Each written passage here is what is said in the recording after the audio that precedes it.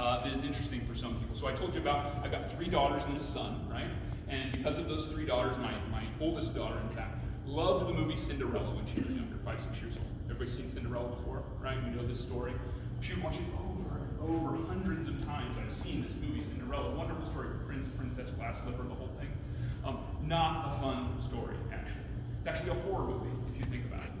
Bear with me. It's not a story about a glass slipper and a prince and a princess. It's a story about a father's failed estate plan. That's really what it is. An estate planner, I can do that, right? What happens in this movie? What happens is Cinderella's dad, right, her mom dies. Dad marries evil stepmother, puts all his assets joint with evil stepmother, right?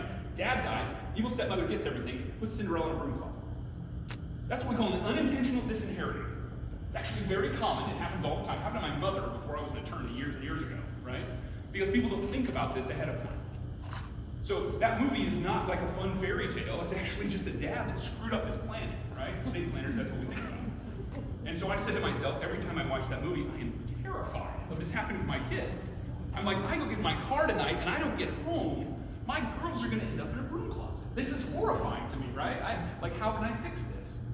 And so I write my own stuff. I can do what I want in my trust, and Article 9 is called the Cinderella Clause, okay? The Cinderella Clause in my trust specifically says if I die, a separate trust is opened up for all of my life insurance. I got a bunch. And it goes and feeds that trust. My wife is still the trustee. She still manages to use that for the benefit of my kids.